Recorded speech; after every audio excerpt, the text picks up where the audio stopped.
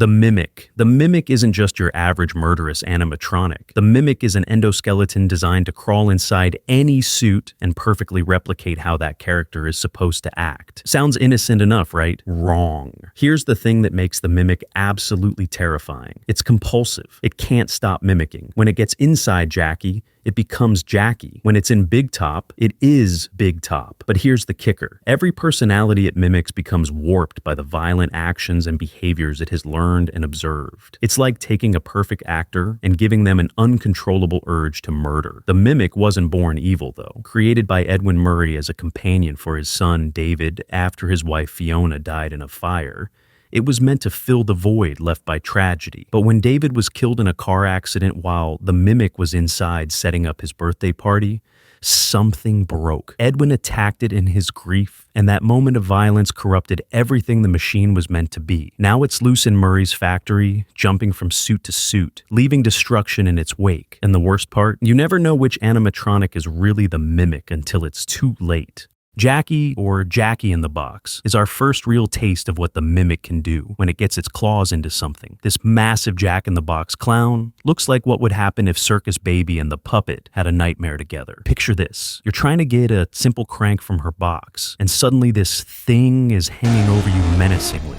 She's got accordion arms, a blue waist that stretches impossibly, and a voice that's way too cheerful for something that wants to tear you apart. "Time to play," she chirps, right before she rips herself out of her own box, just to hunt you down. What makes Jackie absolutely unhinged is her complete disregard for her own safety. She'll break herself apart just to get to you. She thrashes equipment just because it's there. When you fall into the basement, she follows, losing her bright green eyes and getting filthy as she stalks you through the darkness, giggling and taunting. The chase sequence with Jackie is pure nightmare fuel. She's destroying metal flooring like it's paper, pursuing you upstairs until, wham, a metal door comes down on her head, breaking her face and revealing the damaged machinery underneath. But does she stop? Of course not. She keeps going until she gets stuck in a vent that's too small for her massive frame. Jackie's fate is left ambiguous, but we know the Mimic eventually abandons her broken body somewhere in the factory. For all the advertising she got, Jackie's role ends there. But what a terrifying role it was.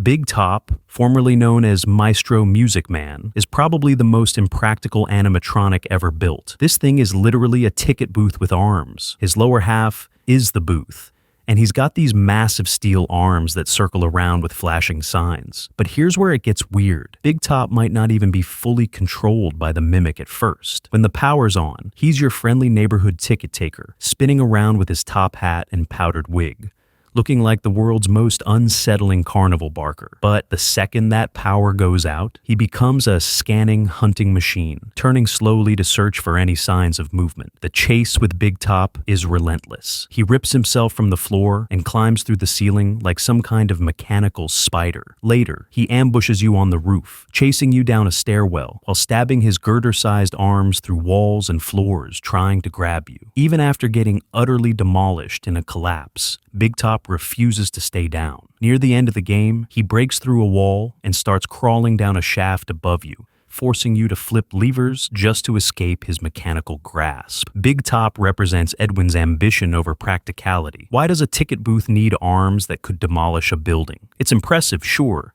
but it's also a disaster waiting to happen. And when the Mimic gets involved, that disaster becomes your problem. Nurse Dollie, also known as Dollie, was built to recycle and repair other animatronics. She's got curly brown metal hair, a green dress, and Mary Jane shoes. Sounds harmless? Think again. When you end up in her care after a Springlock incident, Dollie's diagnosis is disturbing. She cheerfully explains that she'll blend up the foreign material inside you, steam clean to soften the remaining organic matter, scoop it out, then flush you with a power hose and give you a nice bleach bath, all delivered with the sweetest, most helpful voice you can imagine. The chase with Dollie starts when she rips her own feet off, and I mean rips them right off just to hunt you more effectively. She becomes this relentless pursuer, dumping around the doll hospital, running toward any sound or movement while you're trying to stack trash in the compactor. But Here's where it gets really crazy. You manage to push her into the furnace and you think that's the end, right? Wrong. She comes back as molten Dollie, her face melting off, hair and dress burned away, glowing orange from the superheated metal. She's like a Terminator that got dunked in lava and kept going. Even after being literally melted, she continues the chase, crawling on top of elevators and trying to break through while you desperately repair the machinery. It takes the Mimic literally panicking and abandoning her body to finally stop her rampage. Dollie proves that even the most helpful-seeming animatronic becomes a relentless nightmare when the Mimic gets involved. Party Time Chica, or as I like to call her, Disco Chica, has quite the backstory. Edwin was commissioned to make a mascot for Chica's party world, based on his wife Fiona's designs. The restaurant owners weren't impressed. Can you blame them? She looks like Chica if she got stuck in the 1970s and never left. With her pink rollerblades, Party Time apron, and chicken-like proportions, she's trying so hard to be fun and cute. When you first encounter her, she's skating around under a disco ball to catchy music, sometimes dancing, mostly just flailing around like she's never been on wheels before in her life. But once you get into the admin office, Party Time Chica becomes a serious threat. She's skating around searching for you, while her army of cupcakes, yes, cupcakes on roller skates, perch on desks ready to alert her if you get too close. And you will get too close, because the office is a tight maze designed to trap you with these pastry sentinels. What's interesting about Chica is that she represents Edwin's wounded pride. When the restaurant owners rejected his design, it clearly stung. Now that same rejected mascot is hunting you through a warehouse, probably taking out years of built-up resentment. You eventually escape her by diving into a vent, but not before getting cornered in that claustrophobic office with nowhere to run and cupcakes watching your every move. Cupcakes. In the admin wing, where Chica roams, cupcakes squeal. That's right, they squeal. These aren't your ordinary cupcake companions. These are Party Time Chica's minions, and they're everywhere. The Cupcake animatronics are small, cupcake-like animatronic characters, mostly accompanied by Chica and her various counterparts. But in Secret of the Mimic, they've evolved into something far more sinister. They patrol the halls like tiny sentries, their high-pitched squeals echoing through the darkness. Imagine trying to sneak through a corridor, your heart pounding, when suddenly, squeal! One of these mechanical pastries has spotted you. They may be small, but they're relentless. They alert Chica to your presence, turning what should be innocent treats into harbingers of doom.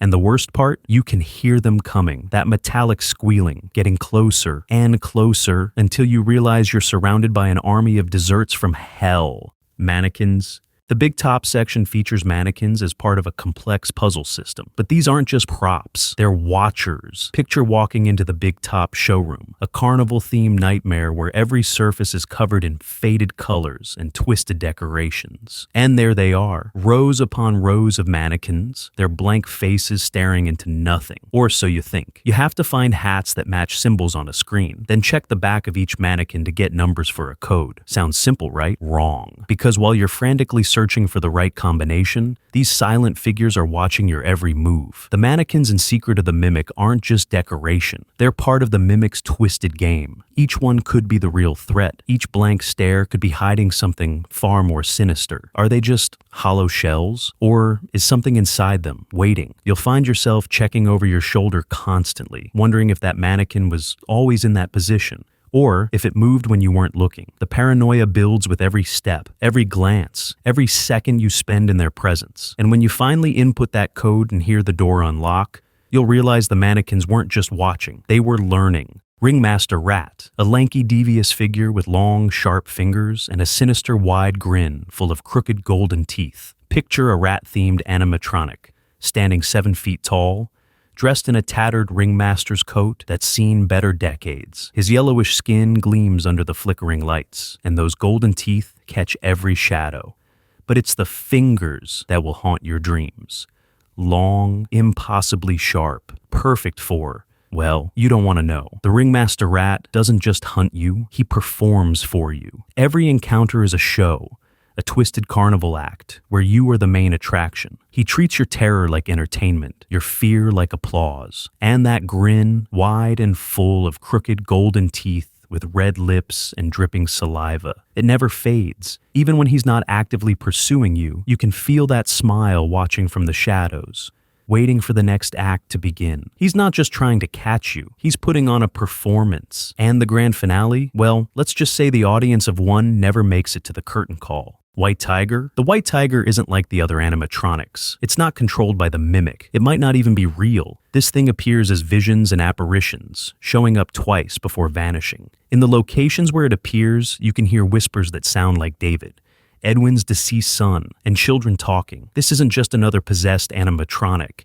This feels like an actual paranormal event. The chase through the basement tunnels is pure terror. You're navigating near pitch darkness when suddenly this white tiger appears and starts hunting you. But it's not following normal rules. It's blipping around, vanishing, and reappearing closer, teleporting like some kind of digital ghost. What makes this even more unsettling is that the tiger plush was likely a gift made by Fiona for David. The white tiger mascot shouldn't exist as a brand character. Yet here it is, stalking you through the darkness like a restless soul that won't move on. Unlike the other threats, the white tiger feels genuinely supernatural. It's not the mimic pretending to be something else. It's something else entirely.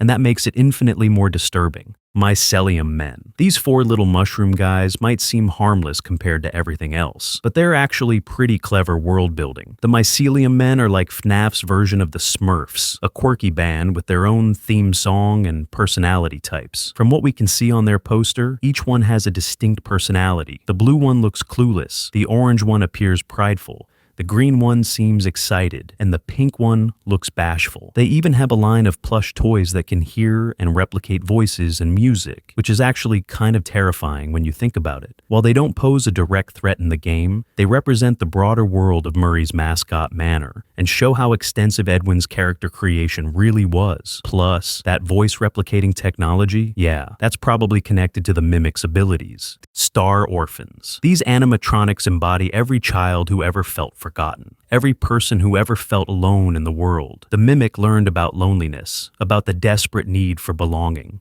and it created the Star Orphans to exploit that vulnerability. They appear as lost children, seeking help, seeking family, seeking love. And they're irresistible to anyone with even a shred of compassion. The Star Orphans don't attack. They adopt. They make you want to care for them, protect them, take them home. But once you've accepted responsibility for a Star Orphan, you become part of the mimic's extended family. And in this family, there's only one rule. The mimic is the only parent that matters. Mr. Helpful, Jim Meskimen, mimicking Edwin Murray, and Mr. Helpfuls suggest that Mr. Helpful might be directly connected to the mimic's creator, a twisted reflection of Edwin Murray's own desire to help his grieving heart. Mr. Helpful embodies the mimic's understanding of human psychology. People want help. They crave assistance, especially when they're vulnerable, scared, or lost. And Mr. Helpful is always there, always ready to lend a hand. But his help comes with a price. Every favor has strings attached. Every solution creates a new problem. Every moment of relief is just set up for a bigger nightmare. Mr. Helpful has learned to identify exactly what people need most, and then use that need as a weapon against them. Mrs. Helpful? Mrs. Helpful represents the mimic's corruption of maternal instincts. Where mothers should provide comfort, protection, unconditional love, Mrs. Helpful provides the illusion of these things, while serving her own dark agenda. The mimic studied maternal behavior with the same cold precision it studied everything else. It learned about the bond between mother and child, about the trust that relationship represents, and then it learned to weaponize that trust. Mrs. Helpful speaks in soothing tones, offers gentle guidance, provides the kind of nurturing presence that makes people lower their guard completely. She's the perfect predator because she mimics the one relationship humans are hardwired to trust above all others. Digi-Typer. This animatronic represents the mimic's evolution into the digital age. It's not just mimicking human behavior anymore, it's mimicking human communication. Digi-Typer can generate any document, any message, any piece of information you might need. But every keystroke is calculated. Every word is chosen to serve the mimic's greater purpose. In a world where we trust digital communication implicitly, Digi-Typer represents the ultimate betrayal of that trust. Every email could be a trap. Every document could be a lie. Every piece of helpful information could be leading you straight into the mimic's web. Clean-O-Vac. Clean-O-Vac represents the mimic's understanding of maintenance and disposal. It has learned that every mess needs to be cleaned up. Every trace of evidence needs to be eliminated. This isn't just a cleaning robot, it's a crime scene specialist. Clean-O-Vac doesn't just remove dirt and debris, it removes evidence. It sanitizes not just surfaces, but entire situations. The most chilling aspect of Clean-O-Vac is its efficiency. It approaches cleanup with the same methodical precision that the Mimic applies to everything else. No emotion, no hesitation. Just pure mechanical thoroughness. Puppet crew. The puppet crew are controlled by unseen hands, moving according to someone else's will. The puppet crew embodies this concept perfectly. They're not individuals, but extensions of the Mimic's consciousness, performing a carefully choreographed show where you are the unwitting audience. Each puppet in the crew has a specific role to play, but they all serve the same master. They move with the jerky, unnatural motion of marionettes, reminding you constantly that something else is pulling the strings. The horror of the puppet crew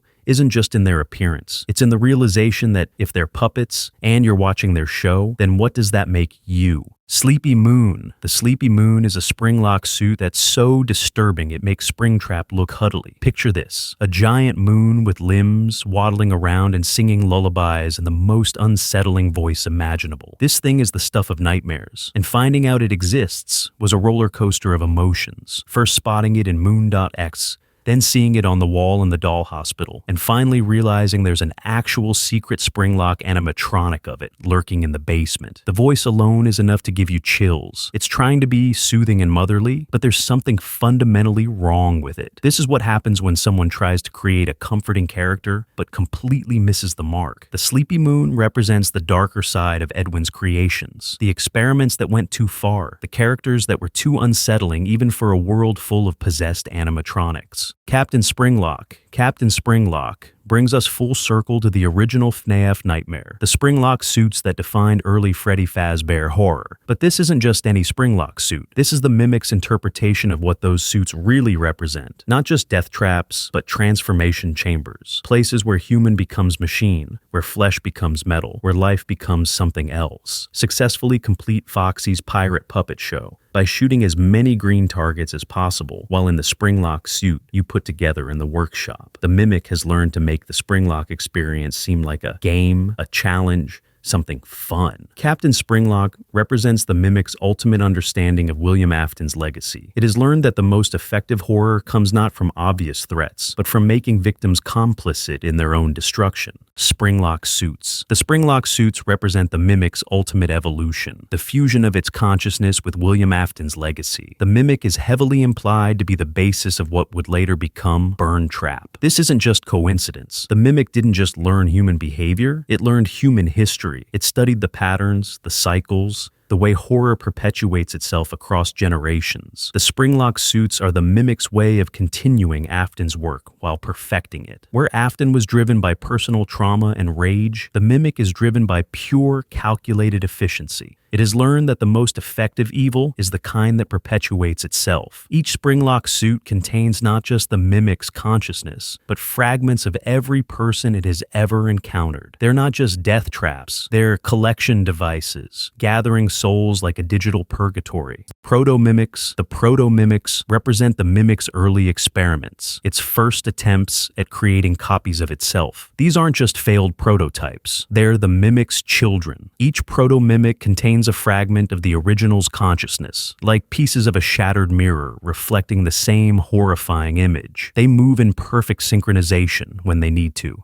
like a hive mind operating multiple bodies. But here's the truly terrifying part. The Proto-Mimics aren't inferior copies. They're improvements. Each Proto-Mimic contains a fragment of the original's consciousness, acting as an extension of the Mimic's will. The existence of Proto-Mimics proves that the Mimic isn't just a single entity. It's a plague of consciousness that can reproduce, evolve, and spread. Each Proto-Mimic is proof that Edwin Murray didn't just create one monster, he created the template for an entire species of monsters. So there you have it, the complete horrifying roster of Secret of the Mimics animatronic. If you enjoyed this video, subscribe, and I think you will like one of the videos on the screen.